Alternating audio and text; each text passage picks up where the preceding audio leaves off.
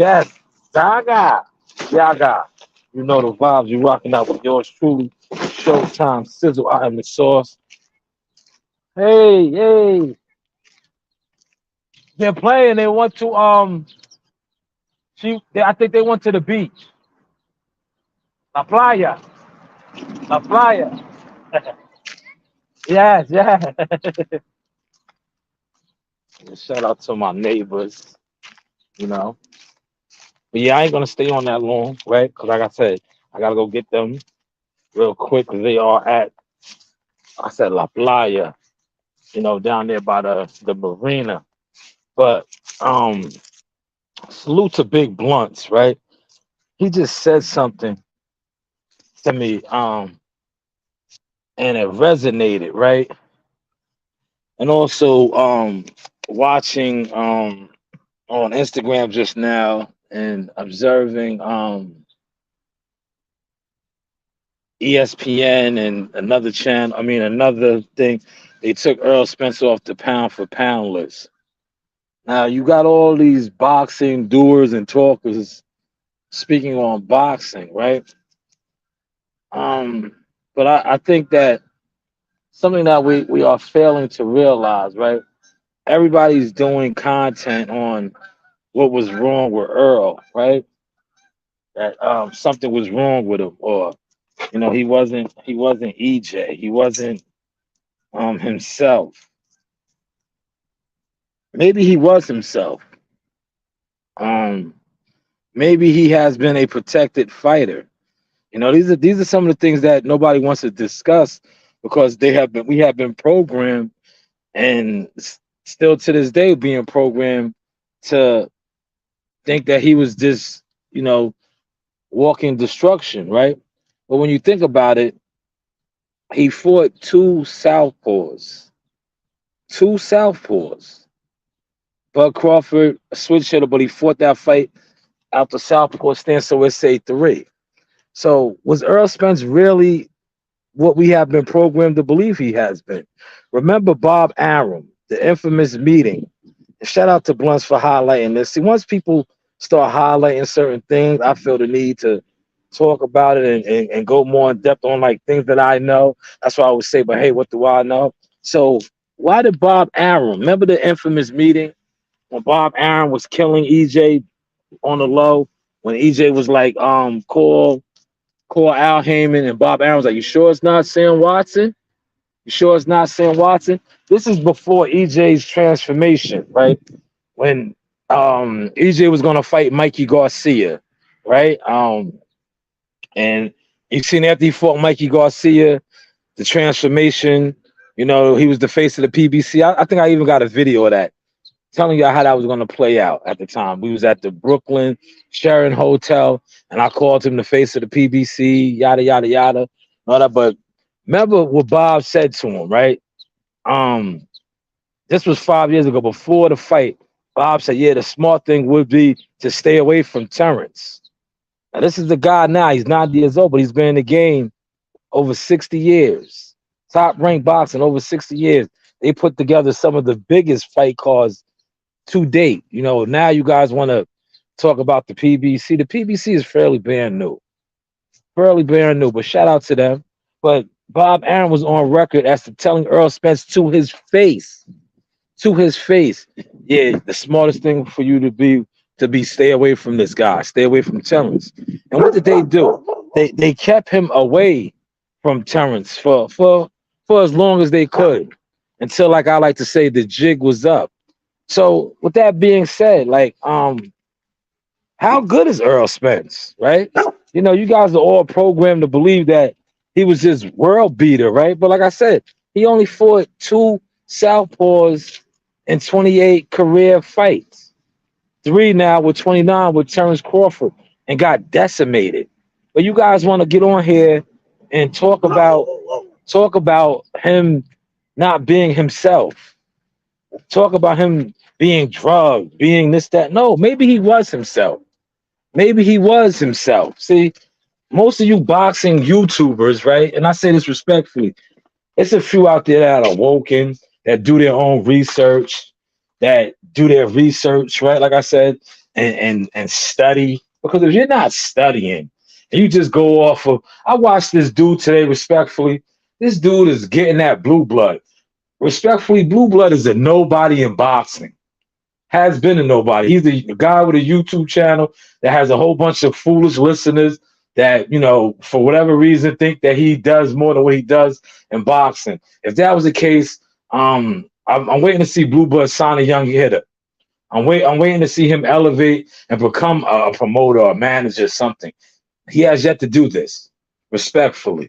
He has yet to do this. But you get other YouTubers, and mainly people from like the South. I don't know, and I have Southern family, but it's like a lot of people from the South are just like a little slow to me, right? But you guys that do videos and make it seem like Blue Blood, is doing something.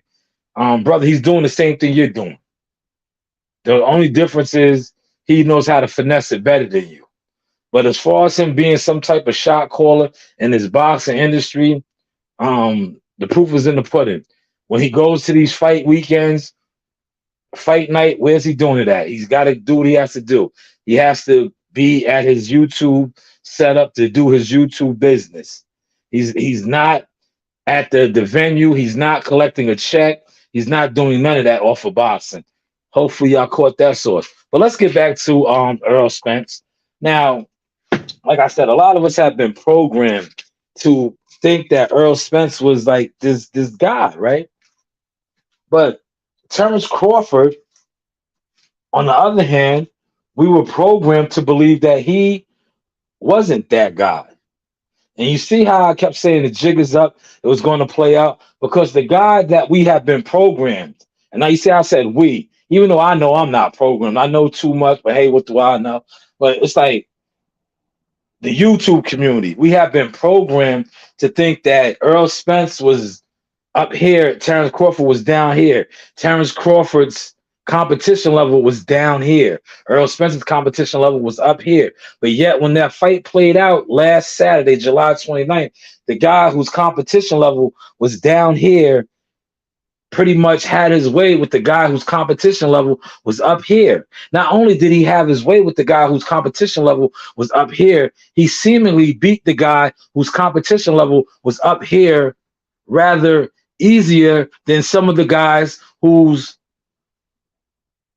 competition level wasn't as good as his, if you follow what I just said. But let me break it down in dumb terms. How did Terrence Crawford, a guy that has fought basically nobodies, end up beating the so-called somebody easier than he beat most of the nobodies? The Sean Porters, the Victor Postals. Victor Postals went the distance with him. Earl Spence didn't. He's a nobody, right? But Earl Spence is a somebody. Are you catching my source today? See, I'm just trying to be a little humorous. But does that make any sense? See, I don't really have time to program you guys over. It's not worth my time and effort, but I do come on my leisure, and I love to give you guys the source. But as far as being a YouTube programmer, I don't want that deal. I never wanted that deal. But the deal that I did want is for people to respect what I do and acknowledge what I do. And that's why you see me step on those that try to front like they do what I do or don't acknowledge what I do. Are you catching the source tonight on a Sunday?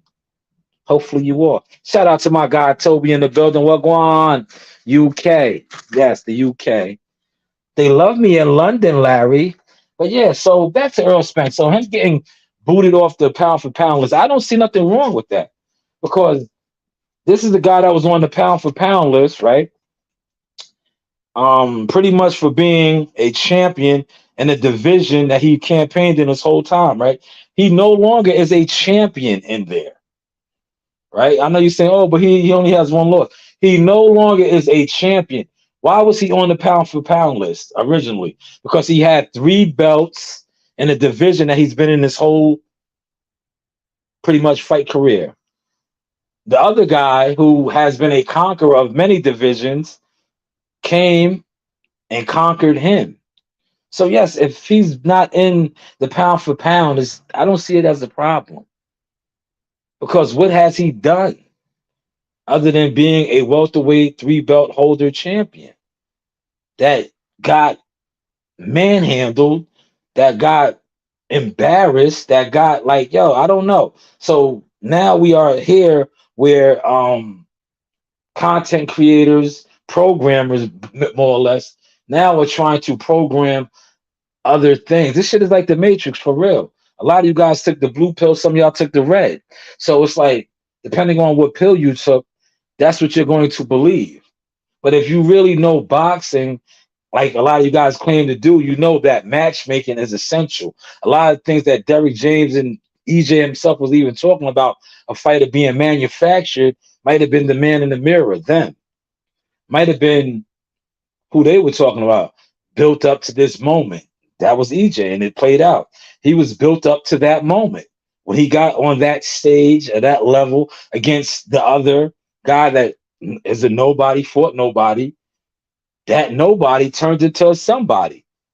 And the somebody turned into the last, least, but more recent nobody.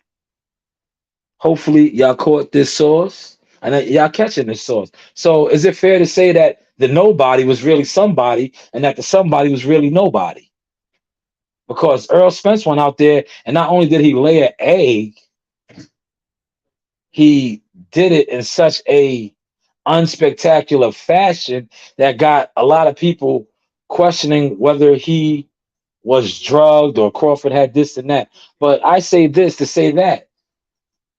Why at the biggest stage, this is what you wanted to be undisputed. Would you freeze up? Would you not be who you always been? But maybe you were who you always been, and on the biggest stage, you got exposed. Pause. Hopefully you are catching the source. Feel free to smash the like button.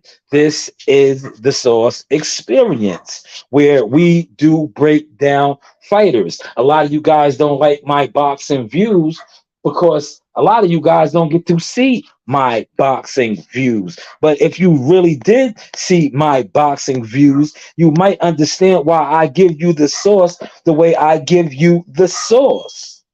Pause. Yeah, from the rafters to the floor, man. Yeah, you going up to the floor, man. Yeah, you going up to the rafters or what, man? Nah, I'm down here all night, Sean. Oh, okay. It's like, what about yourself, man? Yeah, we down here. You see, we down here.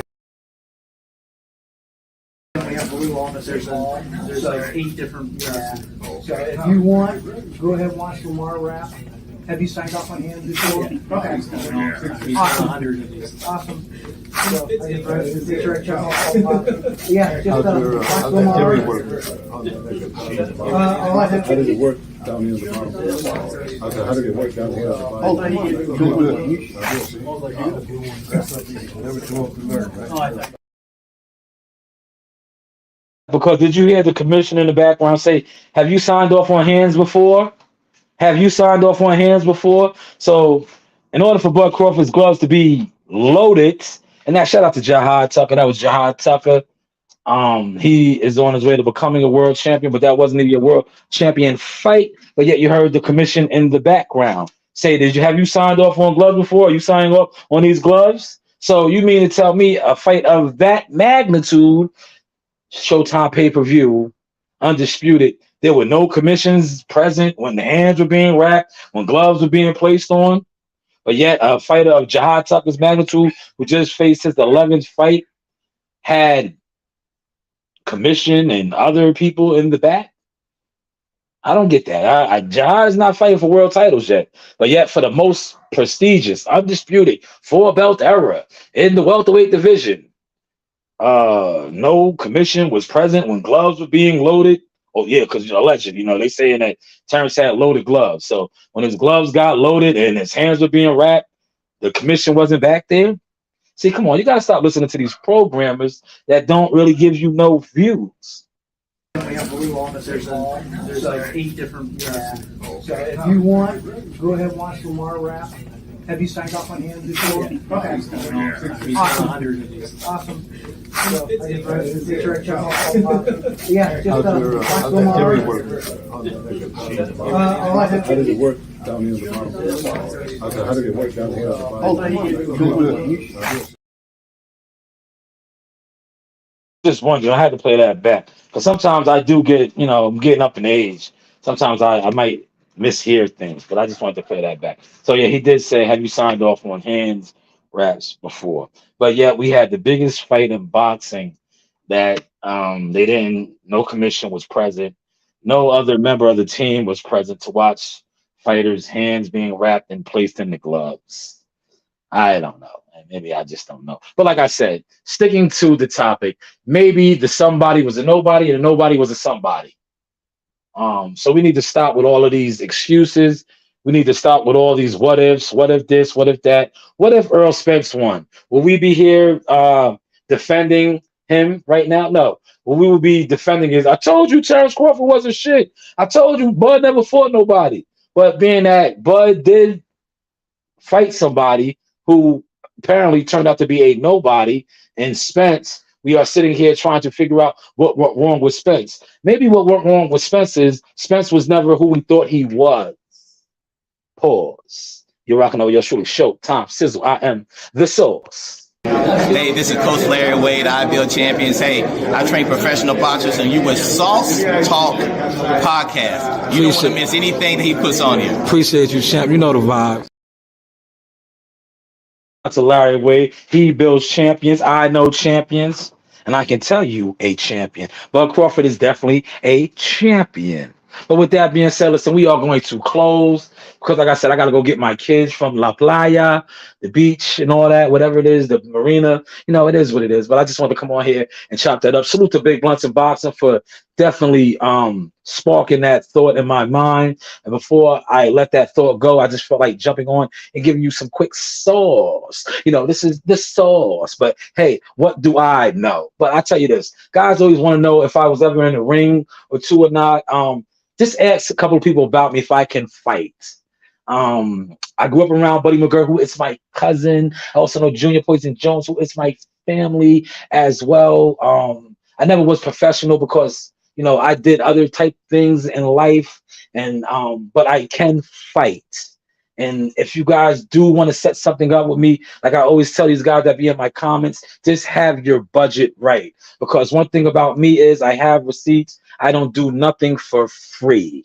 You understand what I'm saying? For free. I do this right here for free. YouTube is my free platform to come on and just give you guys the sauce. But I also can give you the hands.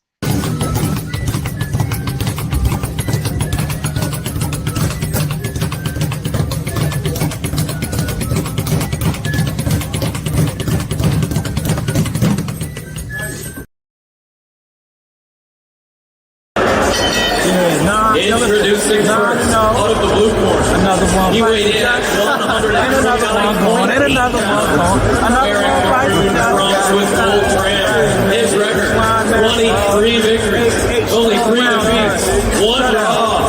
12 of those victories coming by way of knockout. From San Jose, California, Hey guys, this is Tiana Tuimuhelua. I'm a top-ranked knockout, and I want to give a shout out to Sauce Talk Podcast. Thank you. You know the vibes.